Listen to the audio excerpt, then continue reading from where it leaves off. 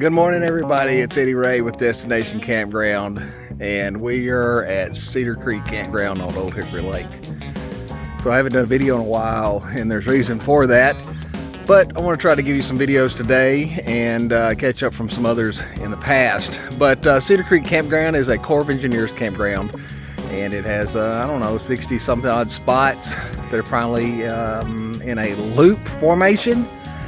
There is a lake back here and fishing access here, along with a beach and of course access to Old Hickory Lake. This is just off Saundersville Road in Mount Juliet, Tennessee. We have never been here before. This is our first time, and I have to say I'm well impressed. So let's take a look. First thing, entry. If you're coming in here, you see that? That's the exit. Over there is the entryway behind me. And if you've got a big camper, it's tight. If it's not such a big camper, it's not as tight. But just be mindful as you make this entrance. Sometimes they try to accommodate if you are larger and make it work where you can get in through the exit rather than through the entrance. Anyway, just a quick tip. This road right here, Saundersville Road, narrow. So be aware of that too if you've got the bigger camper. All right, let's take a look.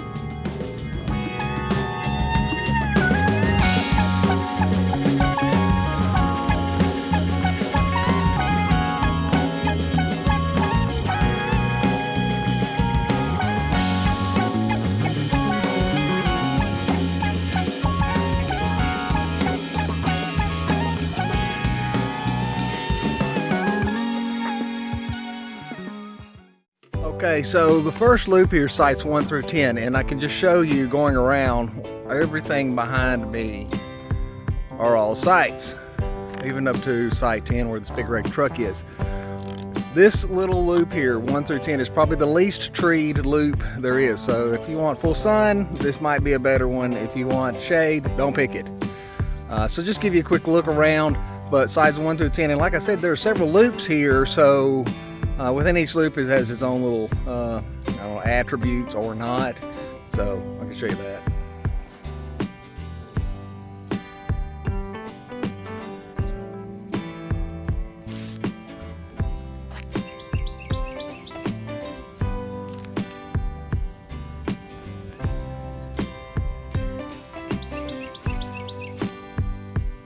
Now, looking down here, one thing that makes it a little easier for you is there's a number painted on the roadway.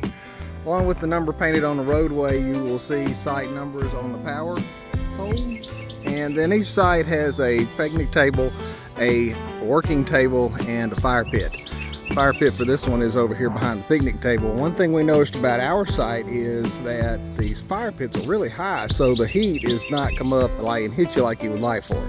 This is the first, second week of October, and the heat here is needing.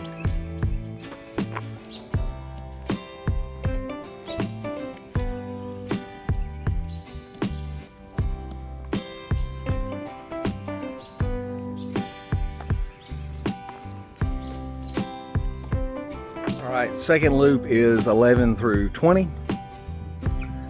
You can see behind me 11 through 20. Oh, but there is us with the little yellow Jeep.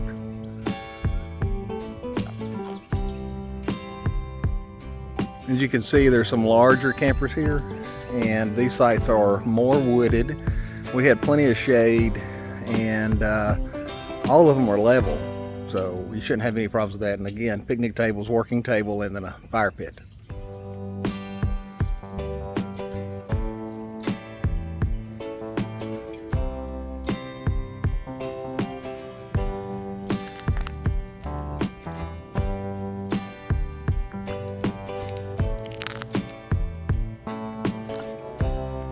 Now, directly across from sites 11 through 20 are 21 through 29. It's on a main road here that goes through the campground, but 21 through 29 is back on the other side, and it's equally as wooded in some places, but closer to the water.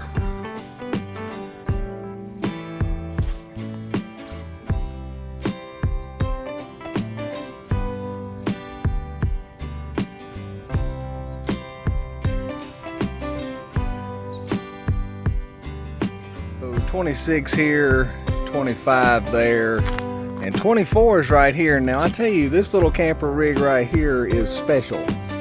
One of the things about this little camper rig is look how small that GeoPro is, and it's pulled by the illustrious Toyota Tacoma. This site belongs to my mother. This is her camper and her truck, and she is overlooking the water here back behind her. So you get up, you're not necessarily on the water, but you get up and want to go sit out and enjoy the steam off the water and just the sunrise or sunset. This is the perfect place to be if you can't get a water site, and I'm going to show you those here in just a moment.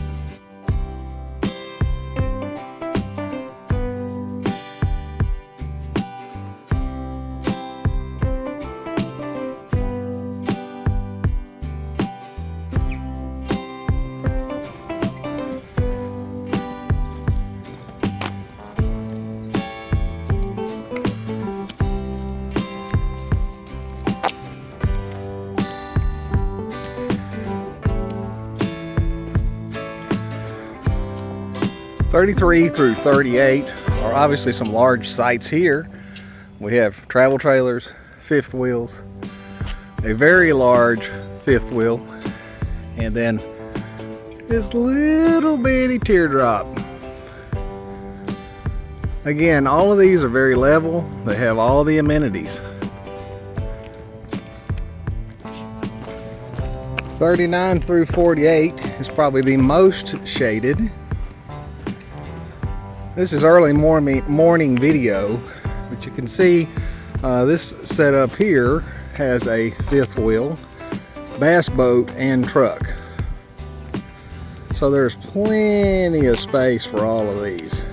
There's Class A over there, and then some empty sites.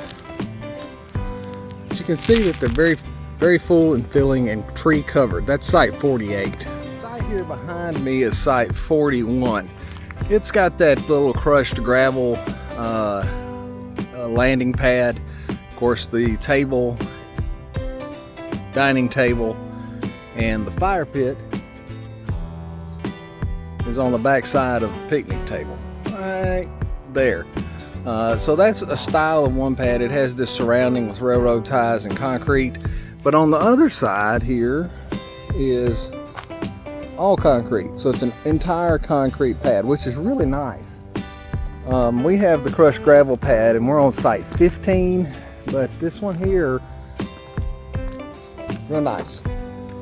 The leaves have just started to fall here in Tennessee, and you can see where they're accumulating, but otherwise, this is perfect. You have a great, nice backdrop here, grass. You got kids that want to play in this area, or just kind of want to enjoy the wildlife. There you go. There's billions of squirrels.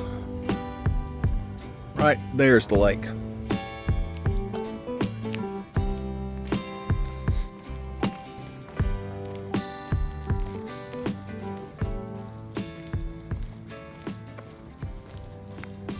Okay, so I'm at the bathhouse. This is the bathhouse over by the lake. This is bathroom 7. Let me just show you about it. Nobody in there, right? So, concrete room, the bathroom, toilet, and then the shower. I've seen nicer bathhouses, but it's not too bad. Now, this bathhouse, which is closer to the lake, has several rooms. There's number 6, 5, 4, and so on. So this is the nicer of the bathhouses. The other bathhouse is way on the other side. One good thing about this, after you're all squeaky clean or empty, you can just come out and take a look at the lake. Really nice after a big refreshing moment in the shower. So this is the bathhouse we were just at, but one thing I want to show you is behind us here is the road through the campground, and the dump station is back here at the back. So you have to travel to the end of the campground, and then there's this giant loop that goes around here and then finally to the dump station. So I was a little hesitant about going through here as far as dumping the RV, but I don't see it's going to be an issue after looking at it. It's just concerned you can make the tight turn. If you're pulling something behind you, you may want to consider that before you come back, but I'll know that more later. But they do have a dump station at the end of the campground, and then once you loop around, it takes it right down this road here and all the way out of the campground.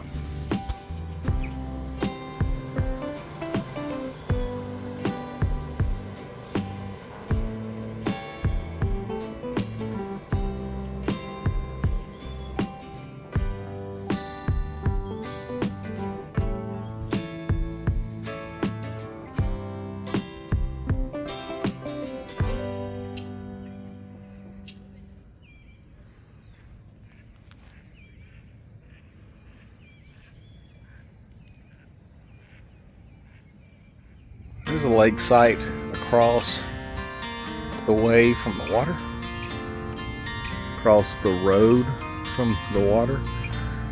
This is site 51. Behind me here is site 52. Now you can see on down the way there are other lake sites, whether across or on the lake. Now I've heard some things like don't come here during the mayfly season, which in Tennessee is about June, because lake sites next to the water, the camper's covered with mayflies and they're nasty around here. There's a lot of them. It doesn't last long, but for that period it's pretty nasty. But that doesn't keep you from maybe making it into the campground. Just have to put the low light out, otherwise you'll be covered with mayflies. This is site 56B. It's out on the water. And then right next to it, I guess these are somewhat buddy sites. This is site 56A. Directly across from 56A is site 55. As you can see, these are very nice sites, clear view of the lake. Across the way, we have a few more. This site here, and then further out distances, I'm directly in front of 59. Now this site is not a beautiful site, and it is in the sun a lot. Have you ever camped at a campground where you're facing the sunset or the sunrise, and then there's a lake, and you get that double reflection off the lake water and off of the sun when it's really, really, really hot? We did that a couple times, Barren River, and it seems like Salt Lick Creek, and it's just hot. Well, this is kind of one of those, along with 56B, so you want to be careful with that. But this site here is probably the least prettiest site. Most of the people hung out here in this area where there is a tree, otherwise it's all sun. Now directly across from that is 59, and 59 is blocked off, and it's like an emergency site. So if there's someone here at this campground who has a mechanical difficulty or they can't get their camper out on time, then they will put the people coming in into that site, or vice versa. If somebody comes in on an emergency, they may allow them to book that site. So it's pretty nice to have that resource. So this is the other restroom bathhouse at the campground. It's on the west side of the it's on the west side of the campground, and it just has a male-female side. So you go in, there's a couple of stalls in there and showers. Not the cleanest, it wasn't the nicest, but certainly available if you need it. The campground restrooms or bathhouses are on either end of the campground, so if you're in the middle, it's a walk in either direction. This room here, you can see there's a urinal, and then there's a stall for a toilet, and if you go further back, there is shower spaces. So 2 showers here, 2 toilet stalls, and a urinal in the men's side. Like I said, I like the other bathhouse. You usually get a little bit more privacy, but this will work in a pinch.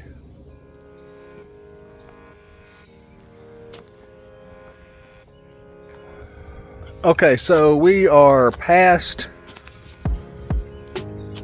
way up here is the campground entrance, and coming down this road brings you to this access point. So this takes you into the core property where there is a swimming area, a beach, there's a playground, there is boat access to put into the water. So Not all accesses are like this in Tennessee. However, those that have some kind of, like a beach or something, they do. So here are the fees. Now, I don't know if you have to pay the fee if you're camping at the campground. So that'd be a question you would want to ask. This is early in the morning, so I've not asked anybody. But this will be a question you would want to ask if you're visiting the campground and you want to access. Of course, our site is just right there, so we could walk across the grass and straight into the park. So I would fair to say that maybe if you're visiting the campground that you wouldn't have to pay the fee. So there's day use fees for vehicles or individuals, so you can see those right over my shoulder. Here at the access is a pavilion, as you can see here, and then there's a large parking lot for probably 25 vehicles. And then volleyball court, which we'll take a look at, and then beach access, and then fishing access, and a restroom. So these are all here provided by the Corps upon access to this area. Here is your playground. Plenty of things for the little tykes to enjoy, and this backs right up to a neighborhood here. There's a chain link fence that separates the two. Volleyball court, and then the river access. So you can see most of this area here is treed. However, once you get in out of the water, it's all beach. What a beautiful beach. All right, so you have your beach access, and then out in the water is a safety buoy. Goes all the way across to a gravel side. And then there are access points further out in the water that have rails. So I would assume that maybe they're for disabled folks or handicapped folks. Let's just poll the audience. What is this behind me? If you're a user of this, let us know. So I think maybe it's a wheelchair access to the river or the water. There's a sidewalk to get here behind me. It goes down to ride down through here, and then there are like little pathways for arm rails that you could hold on to, and this accesses the water. So if you know what this is, let me know. I don't know what it is. There's no signs, but that's what I could assume it might be, is wheelchair access. Okay, lastly, at the end of the river access, the Cedar Creek access, is a boat ramp and a dock. So beyond the vehicles here, there is parking, and then there's an additional parking over on the next side. It's a little construction area. Looks like they're working on something. But this is directly across from Cedar Creek Marina. And I don't know what waterway this is. I could probably look at a map and tell you, but I don't know. But perfect access to the water, and to give you some perspective, that's the campground there. And so it's right close to us. So behind me, 12, 13, 14, and then we live here at site 15. So we didn't upgrade on our camper RV. We sold the Jayco about a month ago. We bought this last year. It's a 2007 Fleetwood Bounder. Bought this from a man in North Carolina who had it for several years. And this is our flat tow behind, but camper's 36 foot long and big. It's big. Not used to the 26 foot Jayco. But we're pulling behind it a 94 Jeep Wrangler YJ, and as you can see, we have two slides. But to give you something with our site, back here, power pole, water resource. And then across this site on 15 here is the lake, bathhouse, picnic table, sitting chairs, and a dog. But it's perfect for us. We have plenty of space. We get some midday light, and then after that it's all shade. So a great site. Anyway, so that's Cedar Creek Campground in Mount Juliet, Tennessee. And again, this is our first trip, and we hope to make more here. It's just a nice enough place. Down the road is, let's see, 7 Points Campground. And they say it's equally as nice, so you can get on Google Maps and actually do a walkthrough of it that way. But anyway, thanks for watching the video. It's been a while that we've posted, and there's some reasoning for that, and I'll explain that to you a little bit. Cancer journey is great. Good Lord has blessed me well and beyond, and then some. And so we just keep pushing forward. So everybody, thanks for watching. If you haven't subscribed, hit that button to subscribe. And I would like to do a little bit more with this so we can do more now that we've got some freedom to do such. Anyway, have a great day. Thanks for watching. Dream big and live for the moment.